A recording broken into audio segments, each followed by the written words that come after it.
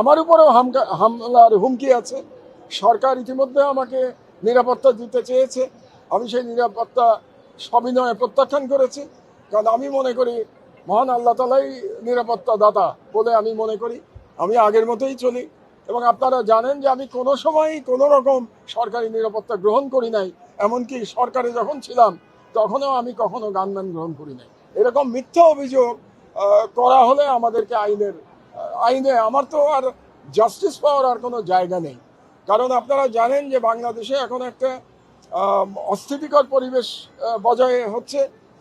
শহীদ ওসমান হাদি কিভাবে টার্গেটেড কিলিংয়ের শিকার হলেন সেটাও আপনারা দেখেছেন।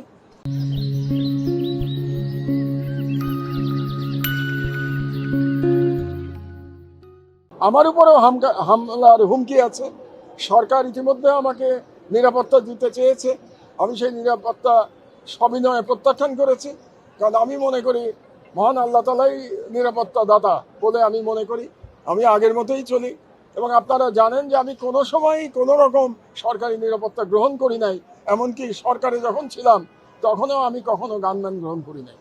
তো আমার আহ্বান জনগণের প্রতি থাকবে যে আমরা একটা গণতান্ত্রিক পরিবেশের দিকে ধাবিত হচ্ছি, একটা নির্বাচন সামনে আসবে, আমরা যেন আমাদের কর্মকাণ্ডের মাধ্যমে মিডিয়াতে আমরা এই গণতান্ত্রিক পরিবেশকে ক্ষতিগ্রস্ত না করি।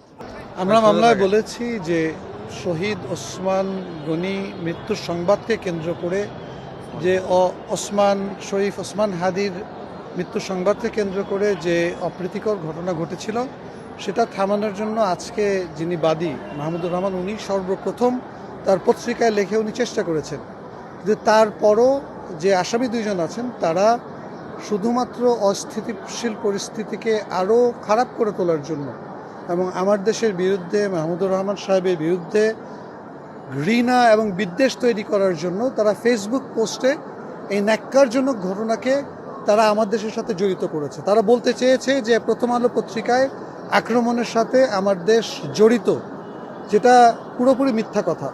তো এই ধরনের মিথ্যা কথা বলে তারা যে অপমানিত করেছে আমার দেশ এবং মাহমুদুর রহমান সাহেবকে, এবং যে বিশৃঙ্খলা সৃষ্টি করার চেষ্টা করেছে, বিদ্বেষ সৃষ্টি করার চেষ্টা করেছে, সেটার বিচার চেয়ে আজকে বাদী আদালতে মামলা করেছেন।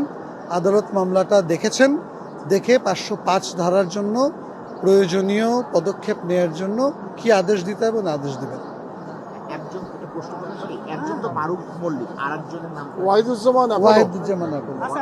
ওয়াহিদুজ্জামান আকলো যিনি বিএনপির তথ্য প্রযুক্তি সম্পাদক। ভাই আরেকটি প্রশ্ন করি, আপনি ওই যে যেদিন এই মবের সৃষ্টি হয়েছে ডেইলি স্টার প্রথম আলোতে, তো নিউ এজের কবির ভাইয়ের উপরে হামলা হয়েছে, তো সেই সময় যদি আপনি অন দ্য স্পট যদি আপনি সেই সুবিধাটা পেতেন অথবা সেখানে যদি পৌঁছাতে পারতেন, এরকম কোনো হামলা কি আপনার উপর হতো কিনা? কারণ ওইখানে যেরকম দিক নির্দেশনার মানুষ ছিল, কবির ভাই বিগত সরকারের আমলেও কিন্তু কথা বলছে এবং কথা বলার প্রেক্ষিতে এক সময় কথা বলা উনি বন্ধ করে দিছে।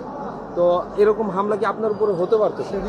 হতে পারতো, সেই ঝুঁকি নেওয়ার জন্য তো আমি প্রস্তুত ছিলাম এবং সেটা আমি মাননীয় আইন উপদেষ্টা আসিফ নজরুলকে পরিষ্কার বলেছিলাম আমি, যে আপনারা যদি একটা গাড়ি পাঠাতে পারেন তাহলে আমি এই ঝুঁকি নিতে প্রস্তুত আছি, আমি আমার সর্বোচ্চ চেষ্টা করব। এবং আরেকটা কথা আমি আসিফ নজরুল সাহেবকে বলেছিলাম যে আমি যদি আমার অফিসে এখন থাকতাম, আমি তখন বাসায় ফিরে গেছি রাত 1টা বাজে, যে অফিসে যদি থাকতাম তাহলে কোনো পাহারা ছাড়াই আমি ওখানে গিয়ে চেষ্টা করতাম তাদেরকে বাঁচানোর জন্য।